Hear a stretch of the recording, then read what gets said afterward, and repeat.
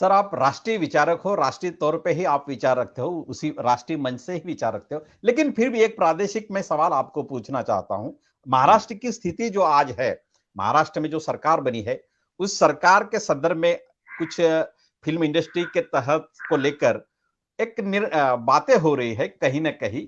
तो आज एक अभिनेत्री ने ये कहा है कि महाराष्ट्र में राष्ट्रपति की राज लगा दे। तो इस संदर्भ में आप क्या कहना चाहोगे? क्या इसके पीछे नहीं, कुछ राष्ट्रपति राज के हम समर्थन में नहीं है। ये कॉन्स्टिट्यूशन का मिसयूज होगा, हम इसके विरोध में हैं।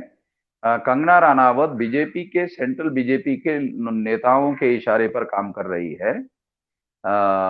और फिल्म इंडस्ट्री में अब उसको काम धाम भी मिलना बंद हो गया है, और इसलिए वो खुद अपनी फिल्में बना रही है। रानी, झांसी की रानी, अब उसको पता ही नहीं है। झांसी की रानी जो है वो जो लड़ाई लड़ी नहीं, वो तो झलकारी बाई थी, उसको पता है नहीं कुछ।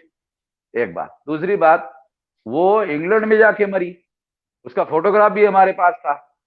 वो कैसे मरी हमने अपने अखबार में भी छापा था।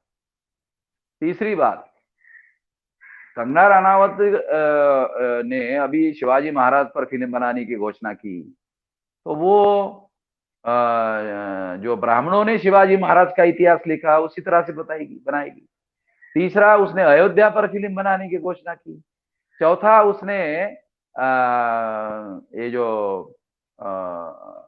अलग अलग मुद्दे हैं इस तरह से, जैसे एक अयोध्या का मुद्दा है, उसी तरह के मुद्दे जो है वो ले रही है, और उसको सारा फाइनेंस जो है वो बीजेपी वाले दे रहे हैं।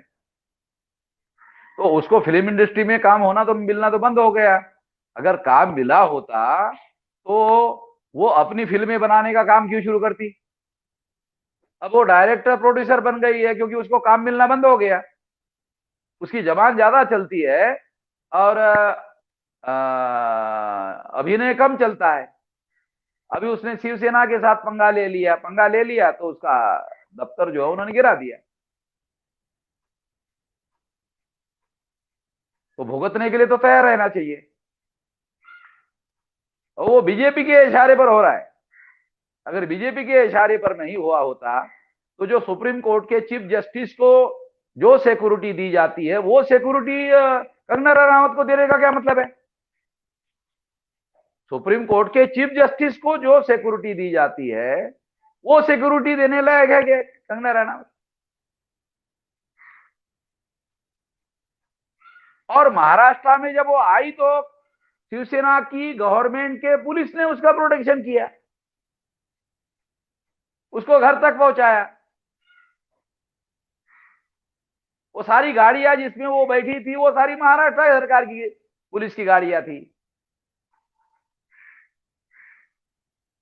उसको ये बोलना चाहिए था कि शिवसेना की सरकार की गाड़ियां है, ये गाड़ियां मैं नहीं लेती। अगर वो स्वाभिमानी होती तो ऐसा कहना चाहिए था।